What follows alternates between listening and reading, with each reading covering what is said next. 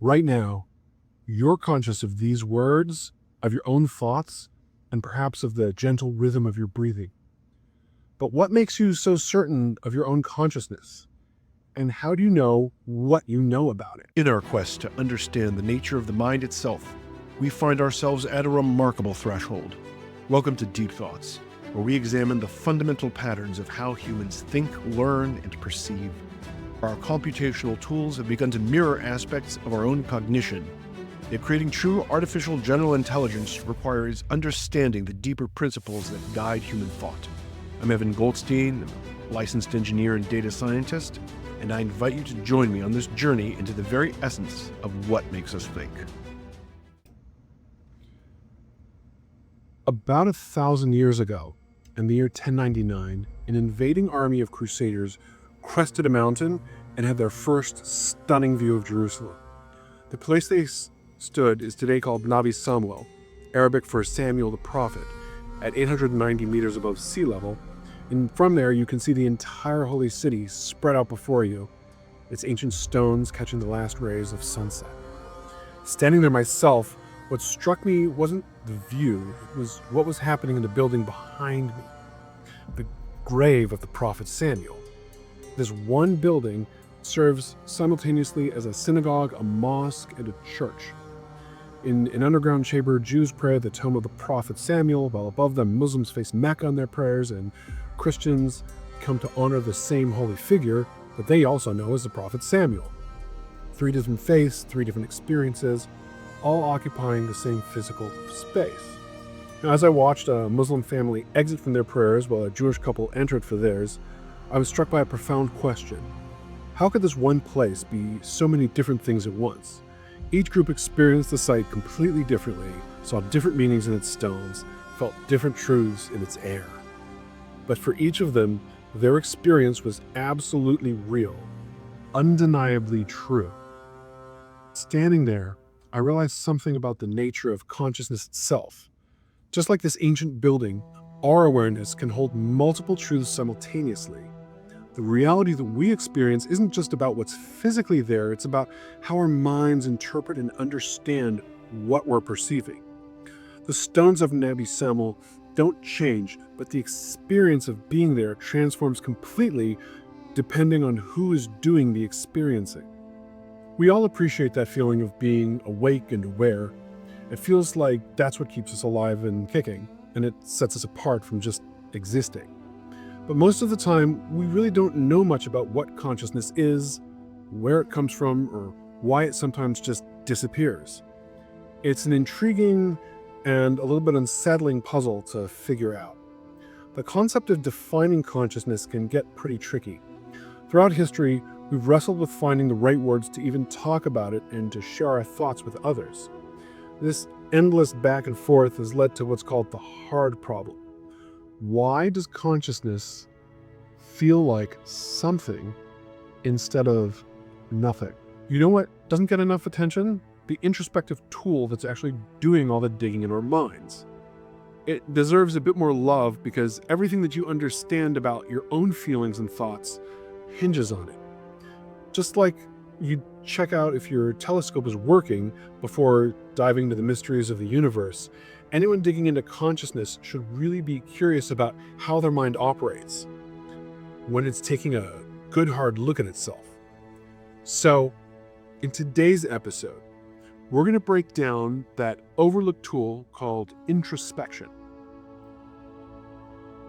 Sensing consciousness, some deep ocean creatures generate powerful electric fields. Your body can't detect these fields directly, but they exist and they can be lethal to nearby fish. The electrical discharge is there, affecting everything around it, but if you were swimming nearby, you would have no natural way to sense its presence. Just because something exists doesn't mean that you can actually sense it. Even if you're conscious, it doesn't guarantee that you're aware of it. Just like you can't go into someone else's head and see what they're thinking, you might not fully grasp your own mental state either.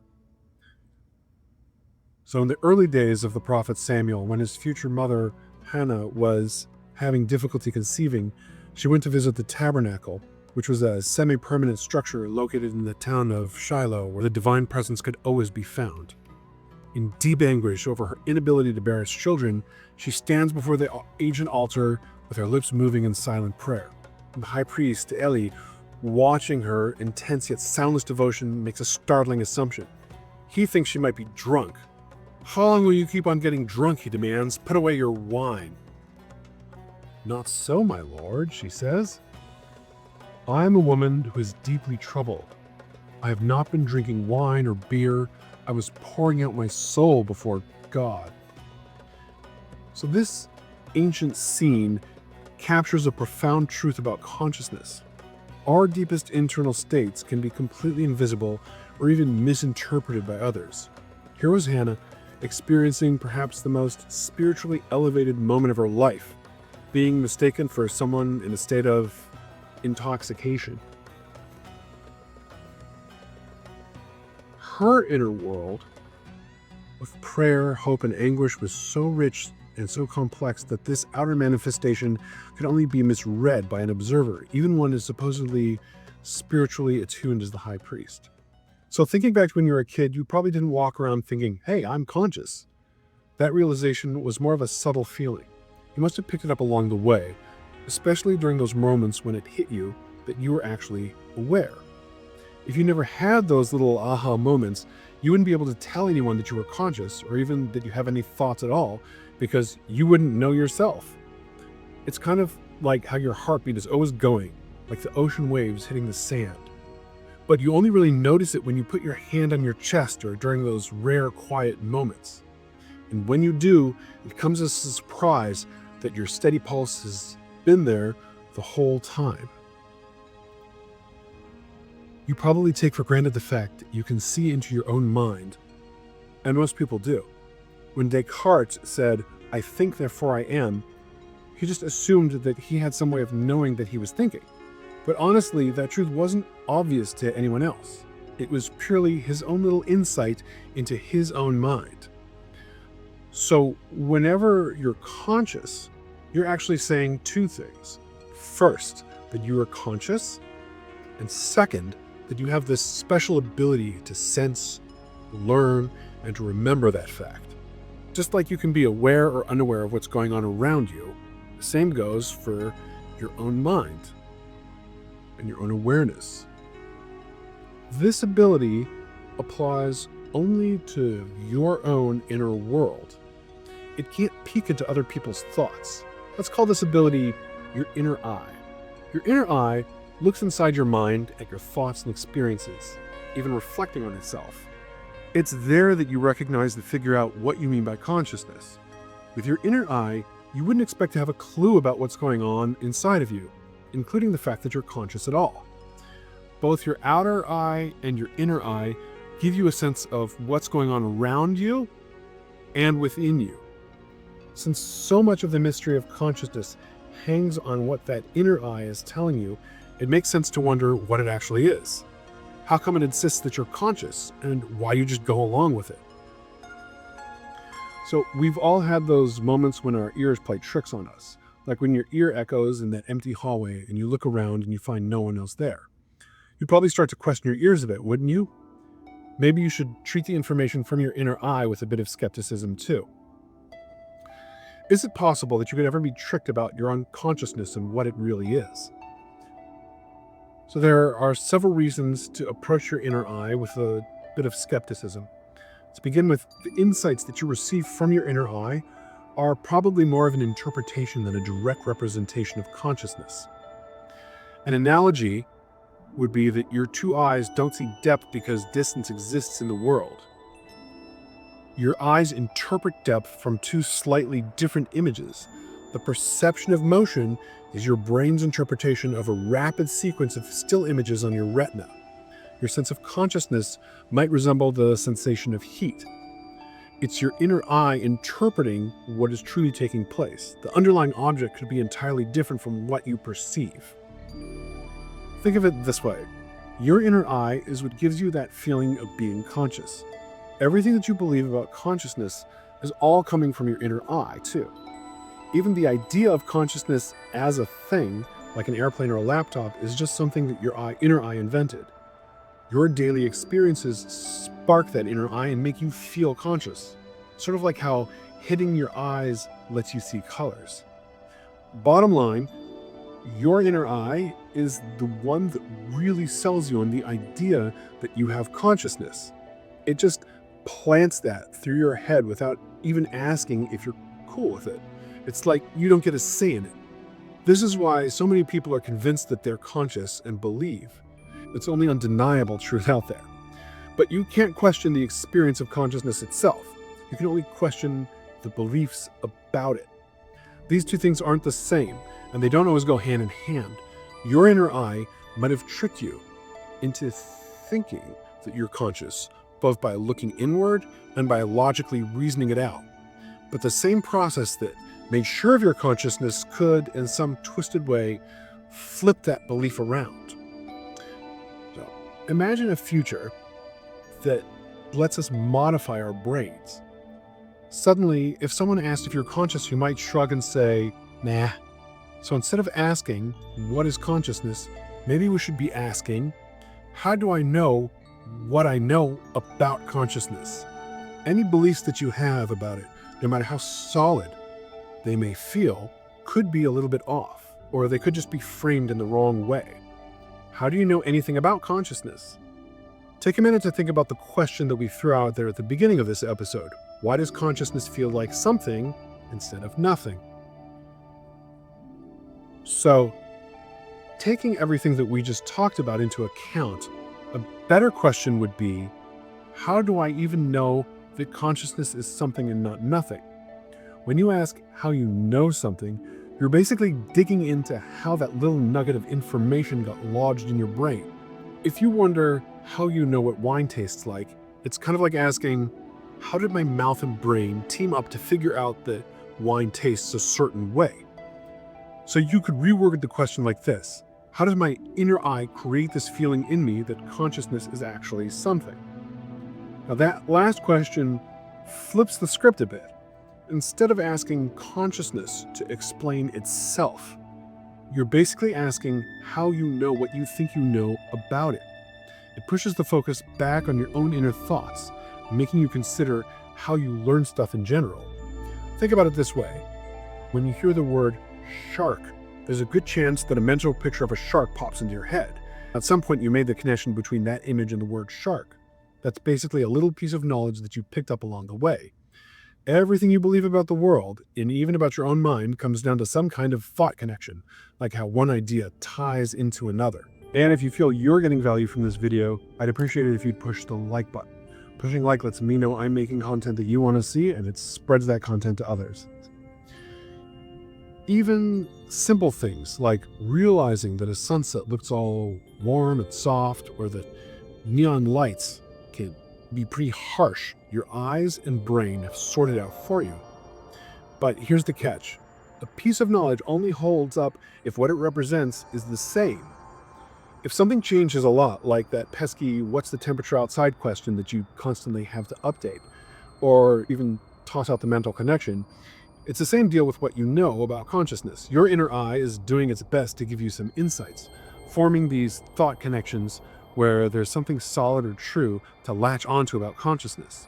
But unlike figuring out how an airplane works, the whole consciousness thing is a lot more murky. This is especially relevant as we work to build artificial general intelligence, or AGI. We're trying to create systems that can think and solve problems like humans, but we're still struggling to understand our own minds. It's like trying to build a copy of something when we don't fully understand the original. When engineers code an AI to recognize music, they know exactly how that works.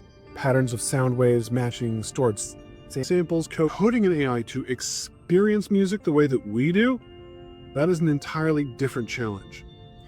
If we can't clearly define what consciousness is to ourselves, how can we possibly program it into a machine? An AGI might perfectly mimic human behaviors and responses, maybe even claim that it's conscious, but would it have the inner experience that we all feel? Would it have its own inner eye? Or would it just be running sophisticated code that creates the appearance of awareness without the actual experience of awareness? Think about it. We can program a computer to say, I am aware, or to describe feelings, but those would just be outputs from lines of code. The mystery isn't creating machines that act conscious, it's whether they can ever truly feel that inner sense of someone's home that we all experience. Some scientists think that consciousness might emerge naturally once AI becomes complex enough. But others believe that there's something special about biological brains that silicon chips can't ever replicate. And here's the wild part. Even if we did create something truly conscious, a conscious AI, how would we even know? We can't peek inside its mind any more than we can peek inside each other's. We'd be back to that same puzzle of how we recognize consciousness in ourselves and in others. The process goes something like this. If you're hearing music, step 1 is there is music playing. Step 2, I'm currently aware of hearing music. Step 3 is self-awareness or consciousness. Now this loop can continue. Step 3 and beyond, I am currently aware that I am currently aware of hearing music, and so on and so on. It could go on forever. Now there are 2 steps to consciousness. First off, you've got the moment when you notice something like music playing, your racing thoughts or whatever catches your attention. Next, there's the moment when you become aware that you're aware of something. It's like your inner voice says, hey, you're tuned into this thing right now. Every time that you are conscious, there's always something going on in your mind, even if it's just you thinking about your thoughts. But have you ever wondered what would happen if you tried to strip all that down and just focus on the feeling of being aware? It's kind of like peeking behind the scenes of a movie to see the raw film stripped. So, what could you notice about consciousness itself? Could your inner voice tell you that awareness has a feeling, like it's musical, or maybe that it's filled with wisdom and curiosity? No, those are just part of what you're paying attention to, not the essence of awareness itself. Just like the scenes in a movie keep changing, the things you're aware of are always flipping around inside of your mind. And trying to actually see that underlying celluloid is pretty tricky, because the only reason you know it's there is because of all the other content flashing before your mind's eye. So let's say that you're investigating a seemingly magical liquid, and we'll call it metamorphose. Every time you try to get a read on this liquid, it pulls a fast one and changes its properties right away. So you say you check its temperature and it's cold, but now you check again and it's hot.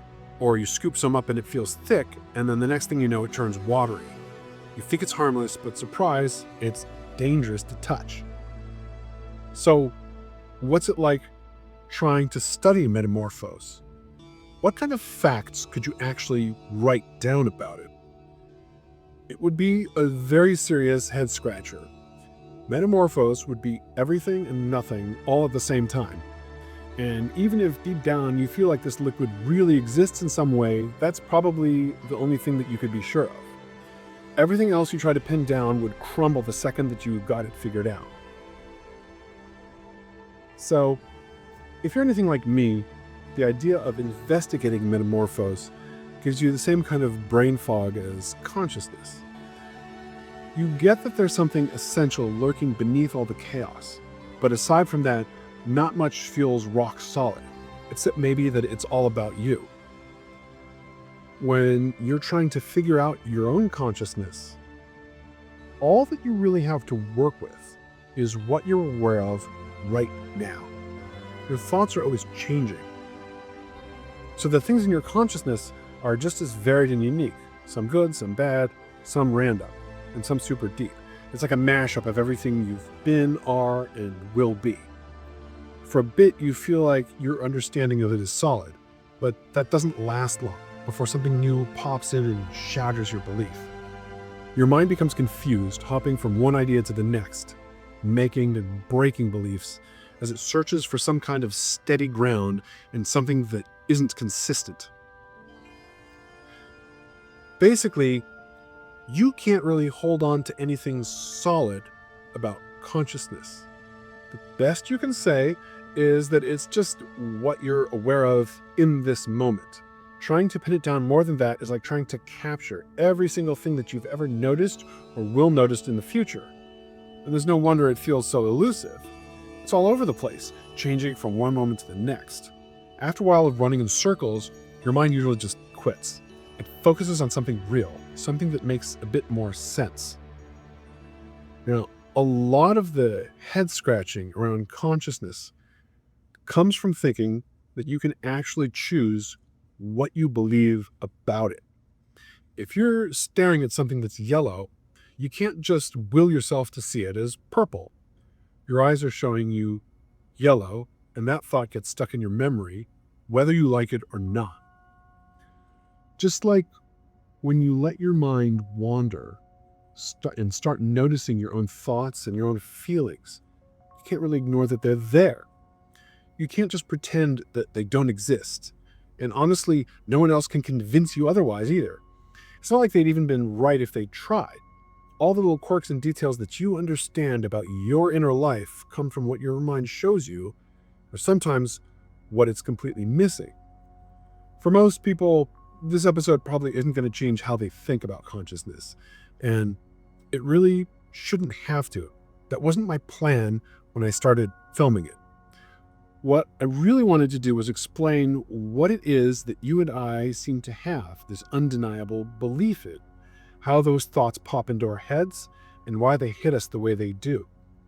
So the big question I wanted to tackle here was, how does my inner eye create the knowledge that consciousness feels like something instead of nothing? And we're realizing how hard it is to actually figure this out. So let's break down what your inner eye shows you about consciousness. First, your thoughts and awareness actually happen. They're definitely there. Second, you notice that different things at different times happen. Third, what you see in your mind changes way too often to pin down anything specific for very long. It always feels like something, but not anything that you can easily define. When you put all this together, it makes total sense why consciousness feels kind of vague and non-specific. The wild part is that you don't really get a say in this. These beliefs come to you as part of the experience of being you, and they just make sense to you logically, and that's why you buy into them. It's hard to think otherwise, right? So, going back to our story of the prophet Samuel and the temple of Shiloh, a young boy named Samuel slept near the sacred ark. The temple lamp still burned in the darkness, and when Samuel heard a voice calling his name, he believed it was Eli, the aging high priest, and Samuel ran to him saying, "Here I am, you called me." "I did not call you," said Eli, and he sent Samuel back to bed. Once again, the voice called. And once again, Samuel ran to Eli. The priest once again denied calling him. When it happened a third time, Eli realized something profound was occurring. He understood that what Samuel perceived as an ordinary voice was actually something extraordinary. "Go and lie down," Eli instructed the boy. "And if he calls you, say, 'Speak, my lord, for your servant is listening.'"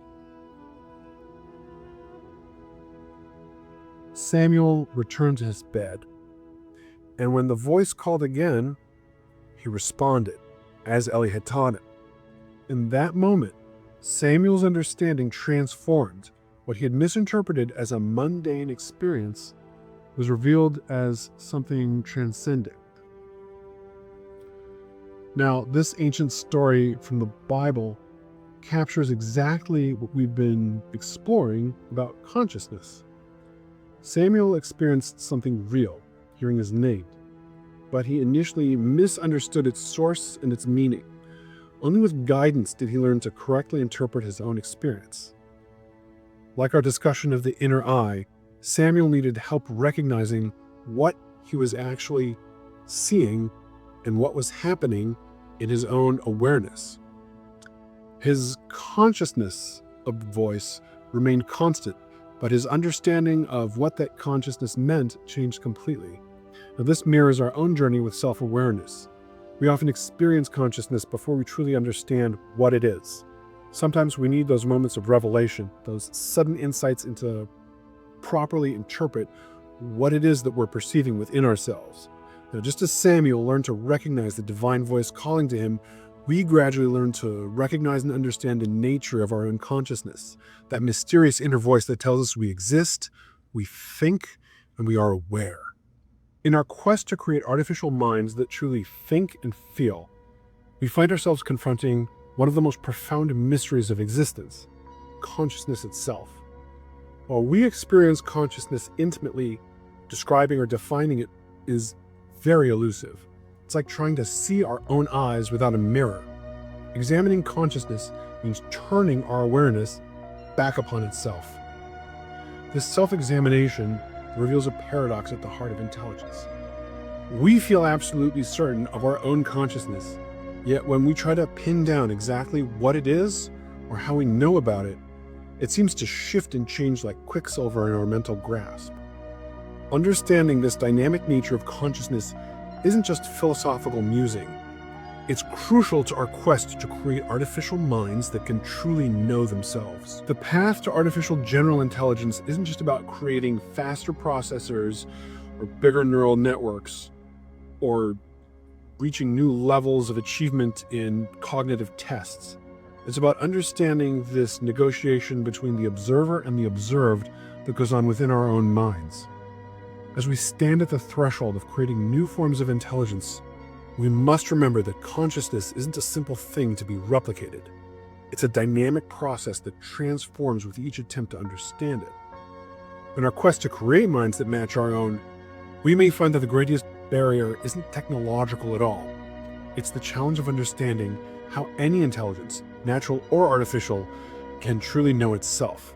And the answer lies not in what we see when we look inward, but in understanding how we look inward at all.